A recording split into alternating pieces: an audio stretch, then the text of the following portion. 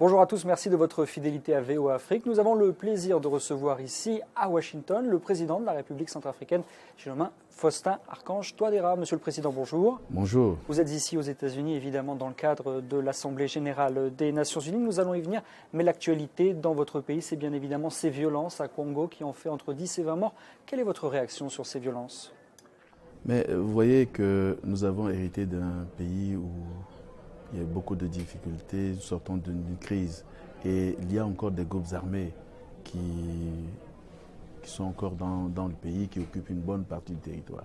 Et il y a aussi, comme vous savez, les gens avec des armes, eh bien, il y a aussi la criminalité qui va avec, puisque c'est cela. Mais nous essayons de travailler sur la sécurité et convaincre donc nos compatriotes, tous les groupes armés, pour déposer les armes et renforcer donc nos forces de défense et sécurité. Au jour d'aujourd'hui, il y a les forces des Nations Unies, la MINUSCA, qui nous aident à rétablir la protection de nos populations, la sécurité. Et de notre point de vue, ces violences, nous allons tout faire pour que,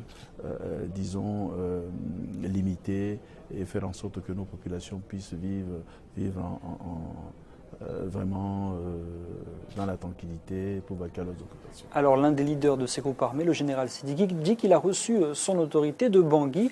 Vous l'avez rencontré. Quelle est votre réponse ?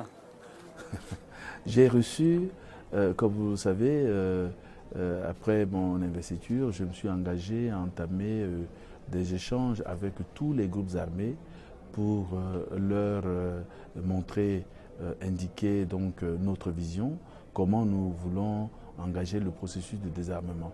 Puisque pratiquement tous les groupes armés ont participé aux élections. Je pense que la volonté du peuple centrafricain est manifeste. Le peuple veut la paix.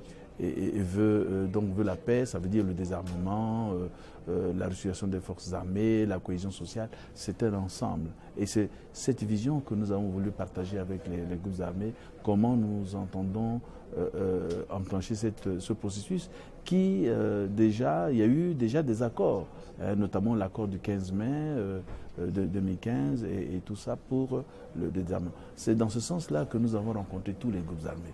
Il ne serait question pour nous, et nous avons rencontré Sidiki justement, qui, grâce à la facilitation logistique de la MINUSCA qui a permis donc cette opportunité d'échanger avec lui pour lui montrer cette vision. Il nous a semblé adhérer au DDR, mais il serait question de demander à Sidiki d'assurer. Non, ils doivent faire en sorte que son groupe puisse rentrer dans le processus du DDR. Aujourd'hui, il n'est plus question d'aller vers la violence. Les Centrafricains veulent la paix. Les Centrafricains veulent la cohésion sociale. Ce n'est pas en causant des violences sur les différentes communautés que nous allons voir la paix. Et ceux qui continuent, ils vont faire face à la justice de notre pays. Et nous les invitons vraiment ardemment à regagner, à rentrer dans la République. À rentrer dans la République pour respecter les lois et nos règlements et aller vers la paix. Quels sont ceux qui se disent centrafricains qui causent des violences sur d'autres centrafricains? Nous, ce n'est pas cela que nous demandons. Nous allons travailler dans ce sens-là. Nous avons engagé le gouvernement et la structure que nous sommes en train de mettre en place au niveau de la présidence pour qu'il y ait le désarmement, pour qu'on réfléchisse ensemble, parce que ce désarmement il doit être inclusif. Et il ne s'agit pas de faire la guerre aux uns et aux autres, mais de les convaincre pour qu'ils déposent les armes. Et là, nous avons l'appui de la communauté internationale.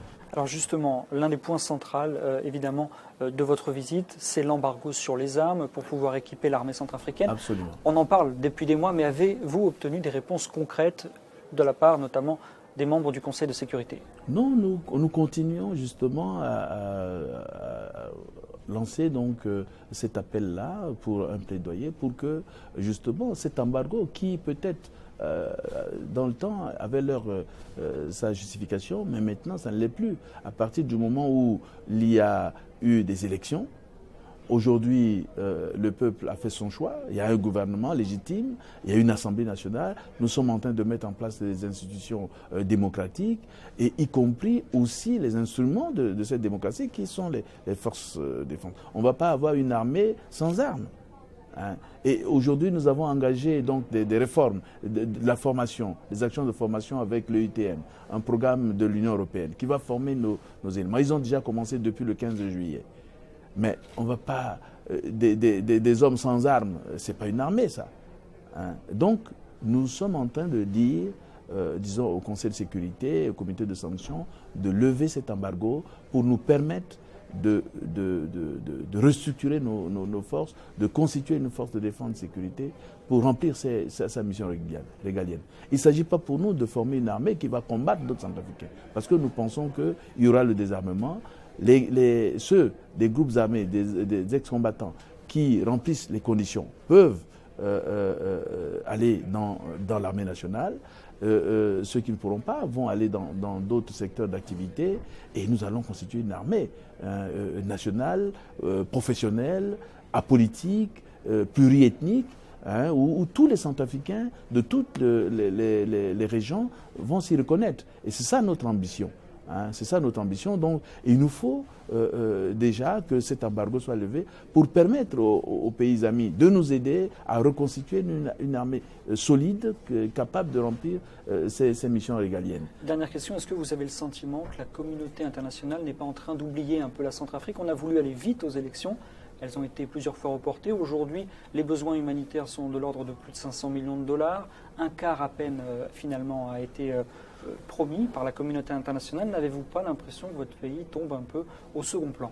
Non, nous essayons de rappeler, puisque la communauté internationale, vous l'avez si bien rappelé, la communauté internationale était au chevet de la République centrafricaine pendant les moments de cette crise. N'eût été, disons, l'engagement, la volonté de toute la communauté internationale, des pays amis, notamment les États-Unis, la France, les autres pays, les Nations Unies, la CEAC, la CEMAC, tous ces pays sont allés au chevet de la République centrafricaine pour qu'aujourd'hui nous ayons, disons, nous tentons de sortir de cette crise.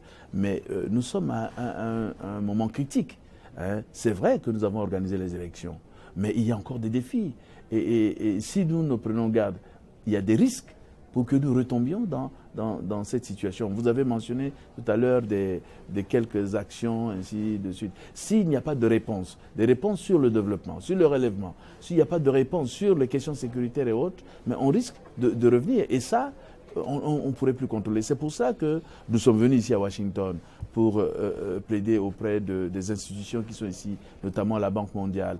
Nous avons rencontré les gens au niveau du département d'État et tous nos partenaires, les États-Unis, pour justement lancer ce message de continuer à nous soutenir, parce qu'ils nous ont soutenus. À quoi ça sert de mettre beaucoup d'argent pour que nous sortions de cette situation, et si on retombe là-dedans, c'est comme si on n'a rien fait. Donc c'est justement, nous avons besoin de ce moment-là. Et ce moment-là est propice pour la République centrafricaine, puisqu'il y a un engagement de tous les Centrafricains à tourner la page de ça. Et nous voulons rompre avec ce cycle de crise tous les 10 ans. Il nous faut jeter les bases de ces cours. Mais nous pensons que nous sommes écoutés. Nous avons discuté ce matin avec la Banque mondiale. Nous étions à l'USAID tout à l'heure. On a beaucoup parlé. Je crois que nos partenaires sont à notre écoute et tous seront donc présents à la table ronde que nous organisons avec l'Union européenne le 17 novembre à Bruxelles, hein, autour des projets prioritaires du gouvernement. Monsieur le Président, merci beaucoup. C'est moi qui vous remercie.